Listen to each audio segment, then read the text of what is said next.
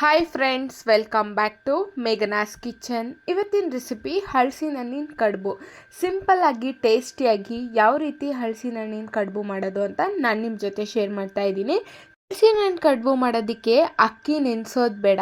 ಯಾವ ರೀತಿ ಅಕ್ಕಿ ನೆನೆಸ್ತಿಲ್ದಂಗೆ ಹಲಸಿನ ಹಣ್ಣು ಕಡುಬು ಮಾಡೋದು ಅಂತ ನಾನು ನಿಮಗೆ ತೋರಿಸ್ಕೊಡ್ತಾ ಇದ್ದೀನಿ. ಕಡಿಮೆ ಸಮಯದಲ್ಲಿ ಮತ್ತು ಕಡಿಮೆ ಪದಾರ್ಥಗಳನ್ನು ಬಳಸ್ಕೊಂಡ್ಬಿಟ್ಟು ಯಾವ ರೀತಿ ಹಲಸಿನ ಹಣ್ಣಿನ ಕಡುಬು ಮಾಡೋದು ಅಂತ ನೋಡೋಣ. ಹೇಗಿದ್ರು ಹಲಸಿನ ಹಣ್ಣು ಸೀಸನ್ ಸ್ಟಾರ್ಟ್ ಆಗಿದೆ. ಹಲಸಿನ ಹಣ್ಣು ಸೀಸನ್ ಮುಗಿಯೋ ಅಷ್ಟೊತ್ತಿಗೆ ಈ ರೀತಿ ಒಂದ್ಸತಿ ಹಲಸಿನ ಹಣ್ಣಿನ ಕಡುಬು ಮಾಡಿ ನೋಡಿ, ಸೂಪರಾಗಿ ಇರುತ್ತೆ. ಮಕ್ಕಳು ಕೂಡ ತುಂಬ ಖುಷಿಪಟ್ಟು ತಿಂತಾರೆ. ಹಲಸಿನ ಹಣ್ಣು ಕಡುಬುನ ಯಾವ ರೀತಿ ಮಾಡೋದು ಅಂತ ನೋಡೋಣ ಬನ್ನಿ. ಹಲಸಿನ ಹಣ್ಣಿನ ಕಡುಬು ಮಾಡ್ಕೊಳ್ಳೋದಕ್ಕೆ ಫಸ್ಟಿಗೆ ನಾವಿಲ್ಲಿ ಹಲಸಿನ ಹಣ್ಣನ್ನ ತೊಗೊಳ್ಬೇಕಾಗತ್ತೆ. ನೋಡ್ಬೋದು, ಈ ರೀತಿ ಹಲಸಿನ ಹಣ್ಣಿನ ಬೀಜನೆಲ್ಲ ತೆಗೆದ್ಬಿಟ್ಟು ಈ ರೀತಿ ತೊಗೊಳ್ಬೇಕಾಗತ್ತೆ. ನಾನಿಲ್ಲಿ 2 ಕಪ್ ಆಗೋಷ್ಟು ಹಲಸಿನ ಹಣ್ಣನ್ನ ತೊಗೊಂಡಿದ್ದೀನಿ. ನೋಡ್ಬೋದು, ಹಲಸಿನ ಹಣ್ಣನ್ನ ಹೆಚ್ಕೊಳ್ಬೇಕಾಗತ್ತೆ. ಸಣ್ಣದಾಗಿ ಅಂದರೆ ತುಂಬ ಸಣ್ಣದಾಗಿ ಅಲ್ಲ, ಸ್ವಲ್ಪ ಮೀಡಿಯಮ್ ಆಗಿ ಮಿಕ್ಸಿ ಹಾಕ್ಕೊಳೋದಕ್ಕೆ ಸ್ವಲ್ಪ ಹೆಚ್ಕೊಳ್ಬೇಕಾಗತ್ತೆ. ಹಲಸಿನ ಹಣ್ಣು ಸ್ವಲ್ಪ ಜಾಸ್ತಿನೇ ಇದ್ದರೆ ಹಲಸಿನ ಹಣ್ಣು ಕಡುಬು ಸೂಪರಾಗಿ ಇರುತ್ತೆ. ಹಲಸಿನ ಹಣ್ಣು ಸ್ವಲ್ಪ ಜಾಸ್ತಿನೇ ತಗೊಳ್ಳಿ. ನೋಡ್ಬೋದು, ಈ ರೀತಿ ಹಲಸಿನ ಹಣ್ಣನ್ನ ತಗೊಂಡು ಒಂದು ಸೈಡಿಗೆ ಎತ್ತಿಟ್ಕೊತಾ ಇದ್ದೀನಿ. ಇವಾಗ ನಾವು ಹಲಸಿನ ಹಣ್ಣನ್ನ ಮಿಕ್ಸಿ ಮಾಡ್ಕೊಳ್ಬೇಕಾಗತ್ತೆ. ನೋಡ್ಬೋದು, ಸ್ವಲ್ಪ ಚಿಕ್ಕದಾಗಿ ಕಟ್ ಮಾಡ್ಕೊಂಡು ಹಾಕ್ಕೊಳ್ಬೇಕಾಗತ್ತೆ. ಈ ರೀತಿ ಹಲಸಿನ ಹಣ್ಣನ್ನ ಹಾಕ್ಕೊಂಡು ಹಾಗೆ ನಾನಿಲ್ಲಿ 1 ಕಪ್ ಆಗೋಷ್ಟು ಬೆಲ್ಲನ ಹಾಕ್ಕೊತಾ ಇದ್ದೀನಿ.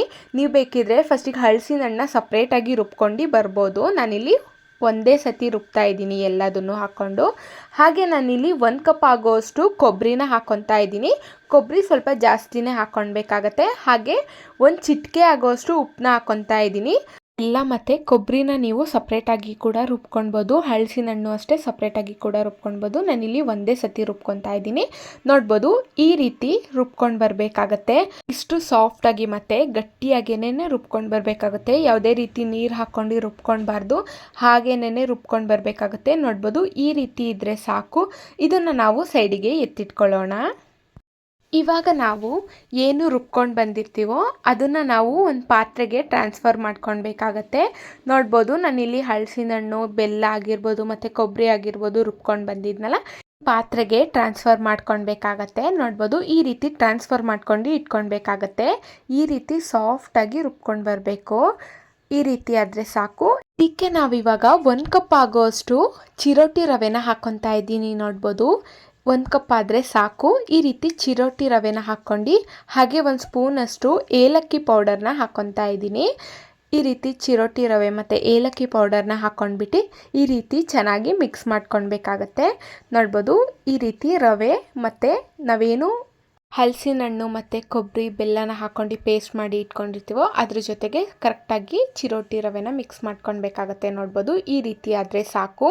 ಇದಕ್ಕೆ ನಾನು 1 ಕಪ್ ಆಗೋಷ್ಟು ಹಲಸಿನ ಹಣ್ಣನ್ನು ಚಿಕ್ಕದಾಗಿ ಕಟ್ ಮಾಡ್ಕೊಂಡು ಹಾಕ್ಕೊತಾ ಇದ್ದೀನಿ. ನೋಡ್ಬೋದು, ಈ ರೀತಿ ಹಾಕ್ಕೊಳೋದ್ರಿಂದ ಹಲಸಿನ ಹಣ್ಣಿನ ಕಡುಬು ತಿನ್ನಬೇಕಾದ್ರೆ ಆ ಬಾಯಿಗೆ ಸಿಗುತ್ತೆ, ಸೂಪರಾಗಿರುತ್ತೆ. ಹಾಗಾಗಿ ಈ ರೀತಿ ಹಲಸಿನ ಹಣ್ಣನ್ನು ಚಿಕ್ಕದಾಗಿ ಹೆಚ್ಕೊಂಡ್ಬಿಟ್ಟು ಹಾಕ್ಕೊಳ್ಬೇಕಾಗತ್ತೆ. ಇದನ್ನು ಚೆನ್ನಾಗಿ ಮಿಕ್ಸ್ ಮಾಡ್ಕೊಳ್ಬೇಕಾಗತ್ತೆ. ನೋಡ್ಬೋದು, ಈ ರೀತಿ ಹಲಸಿನ ಹಣ್ಣನ್ನು ಹೆಚ್ಕೊಂಡು ಹಾಕ್ಕೊಂಡಿರ್ತೀವಲ್ಲ ಅದೆಲ್ಲ ಕರೆಕ್ಟಾಗಿ ಮಿಕ್ಸ್ ಮಾಡ್ಕೊಂಡು ಇಟ್ಕೊಳ್ಬೇಕಾಗತ್ತೆ. ಯಾವಾಗ್ಲೂ ಹಲಸಿನ ಹಣ್ಣಿನ ಕಡುಬು ಮಾಡ್ಕೊಳ್ಬೇಕಾದ್ರೆ ಸ್ವಲ್ಪ ಗಟ್ಟಿ ಕನ್ಸಿಸ್ಟೆನ್ಸಿಯಲ್ಲೇ ಇರಬೇಕಾಗತ್ತೆ. ನೋಡ್ಬೋದು, ಈ ರೀತಿ ಆದರೆ ಸಾಕು. ಇದನ್ನು ನಾವು ಸೈಡಿಗೆ ಎತ್ತಿಟ್ಕೊಳ್ಳೋಣ. ಇವಾಗ ನಾವು ಹಲಸಿನ ಹಣ್ಣಿನ ಕಡುಬು ಮಾಡ್ಕೊಳ್ಳೋದಕ್ಕೆ ಬಾಳೆದೆಲೆನ ತಗೊಳ್ಬೇಕಾಗತ್ತೆ. ನೋಡ್ಬೋದು, ಈ ರೀತಿ ಬಾಕ್ಸ್ ಶೇಪಲ್ಲಿ ಕಟ್ ಮಾಡ್ಕೊಳ್ಬೇಕಾಗತ್ತೆ. ನೋಡ್ಬೋದು, ಇದನ್ನು ನಾವು ಗ್ಯಾಸ್ ಮೇಲೆ ಸ್ವಲ್ಪ ಬಾಳೆದೆಲೆನ ಬಿಸಿ ಮಾಡ್ಕೊಳ್ಬೇಕಾಗತ್ತೆ. ನೋಡ್ಬೋದು, ಈ ರೀತಿ ಸ್ವಲ್ಪ ಬಿಸಿ ಮಾಡ್ಕೊಳ್ಬೇಕು. ನಾವೇನು ಹಲಸಿನ ಹಣ್ಣಿನ ಪೇಸ್ಟ್ನ ರೆಡಿ ಮಾಡಿ ಇಟ್ಕೊಂಡಿರ್ತೀವೋ ಬಾಳೆದೆಲೆಗೆ ಹಾಕಿ ಈ ರೀತಿ ಫೋಲ್ಡ್ ಮಾಡಿದಾಗ ಅದು ಹರಿಯೋದಿಲ್ಲ. ಹಾಗಾಗಿ ಈ ರೀತಿ ಬಿಸಿ ಮಾಡ್ಕೊಳ್ಬೇಕಾಗತ್ತೆ. ಎಲ್ಲ ಬಾಳೆದೆಲೆನೂ ಇದೇ ರೀತಿ ಬಿಸಿ ಮಾಡ್ಕೊಳ್ಬೇಕಾಗತ್ತೆ. ನೋಡ್ಬೋದು, ನಾನಿಲ್ಲಿ ಎಲ್ಲ ಬಾಳೆದೆಲೆನೂ ಇದೇ ರೀತಿ ಬಿಸಿ ಮಾಡ್ಕೊಂಡು ಇಟ್ಕೊಂಡಿದ್ದೀನಿ. ನೋಡ್ಬೋದು, ಇವಾಗ ನಾವು ಏನು ಬಾಳೆದೆಲೆನ ಬಿಸಿ ಮಾಡಿ ಇಟ್ಕೊಂಡಿರ್ತೀವೋ ಅದನ್ನು ತಗೊಂಡಿದ್ದೀನಿ. ನೋಡ್ಬೋದು, ಅದಕ್ಕೆ ನಾವು ಏನು ಹಲಸಿನ ಹಣ್ಣಿನ ಪೇಸ್ಟ್ ಮಾಡಿ ಇಟ್ಕೊಂಡಿರ್ತೀವೋ ಅದನ್ನು ಹಾಕ್ಕೊಳ್ಬೇಕಾಗತ್ತೆ. ಈ ರೀತಿ ಸ್ವಲ್ಪನೇ ಹಾಕ್ಕೊಂಡ್ಬಿಟ್ಟು ಈ ರೀತಿ ಫೋಲ್ಡ್ ಮಾಡ್ಕೊಳ್ಬೇಕಾಗತ್ತೆ. ಈ ರೀತಿ ಯಾವುದೇ ರೀತಿ ಬಾಳೆದೆಲೆನೂ ಹರಿಯೋದಿಲ್ಲ ನೋಡಿ. ಹಾಗಾಗಿ ಬಾಳೆದೆಲೆನ ನಾವು ಫಸ್ಟಿಗೆ ಸ್ವಲ್ಪ ಬಿಸಿ ಮಾಡ್ಕೊಳ್ಬೇಕಾಗತ್ತೆ.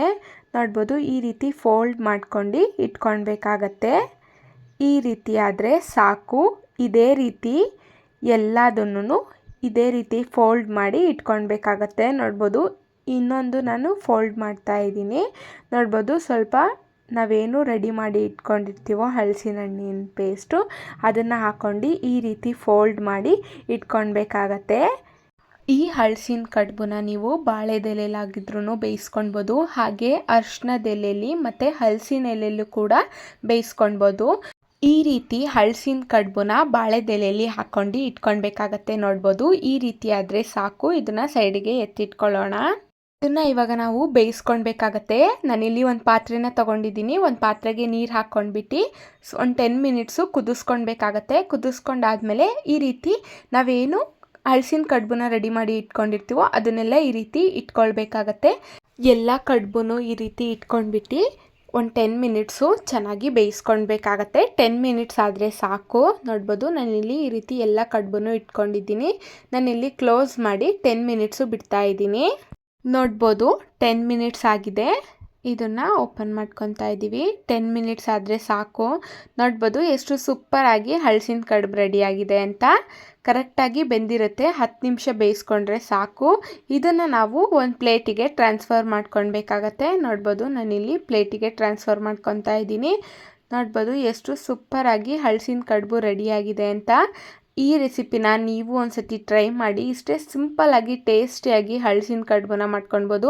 ನಾನಿಲ್ಲಿ ಯಾವುದೇ ರೀತಿ ಅಕ್ಕಿನ ಬಳಸ್ತಿಲ್ದಂಗೆ ಹಲಸಿನ ಕಡುಬನ್ನ ಮಾಡಿ ತೋರಿಸಿದ್ದೀನಿ. ನೀವು ಒಂದ್ಸತಿ ಈ ವಿಧಾನದಲ್ಲಿ ಟ್ರೈ ಮಾಡಿ. ನೋಡ್ಬೋದು ಎಷ್ಟು ಚೆನ್ನಾಗಿ ಹಲಸಿನ ಕಡುಬು ರೆಡಿಯಾಗಿದೆ ಅಂತ. ಈ ರೆಸಿಪಿನ ನೀವು ಒಂದ್ಸತಿ ಟ್ರೈ ಮಾಡಿ. ಇಷ್ಟೇ ಈಸಿಯಾಗಿ ಇಷ್ಟೇ ಟೇಸ್ಟಿಯಾಗಿ ಹಲಸಿನ ಕಡುಬನ್ನ ಮಾಡ್ಕೊಳ್ಬೋದು. ಕಡಿಮೆ ಸಮಯದಲ್ಲಿ ಮತ್ತು ಕಡಿಮೆ ಪದಾರ್ಥಗಳನ್ನು ಬಳಸ್ಕೊಂಡ್ಬಿಟ್ಟು ಸಿಂಪಲ್ಲಾಗಿ ಹಲಸಿನ ಕಡುಬು ಯಾವ ರೀತಿ ಮಾಡೋದು ಅಂತ ನಾನು ನಿಮ್ಮ ಜೊತೆ ಶೇರ್ ಮಾಡಿದ್ದೀನಿ.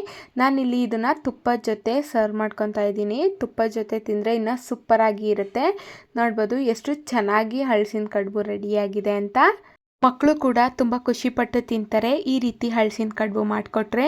ಹೇಗಿದ್ದರೂ ಹಲಸಿನ ಸೀಸನ್ ಸ್ಟಾರ್ಟ್ ಆಗಿದೆ. ಮುಗಿಯೋ ಅಷ್ಟೊತ್ತಿಗೆ ಈ ರೀತಿ ಒಂದ್ಸತಿನಾದರೂ ಹಲಸಿನ ಕಡುಬನ್ನ ಮಾಡ್ಕೊಂಡು ತಿನ್ನಬೇಕು. ಸೂಪರಾಗಿ ಇರುತ್ತೆ. ಈ ರೆಸಿಪಿ ಏನಾದರೂ ಇಷ್ಟ ಆದರೆ like, share, comment and subscribe. Thank you for watching. ಇದೇ ರೀತಿ ಸಿಂಪಲ್ ಆ್ಯಂಡ್ ಈಸಿ ರೆಸಿಪಿಗಾಗಿ ಮೇಘನಾಸ್ ಕಿಚನ್ನ ಸಬ್ಸ್ಕ್ರೈಬ್ ಮಾಡ್ಕೊಳ್ಳಿ. ಹಾಗೆ ಪಕ್ಕದಲ್ಲೇ ಇರೋ ಬೆಲ್ ಐಕಾನ್ನ ಕ್ಲಿಕ್ ಮಾಡ್ಕೊಳ್ಳಿ.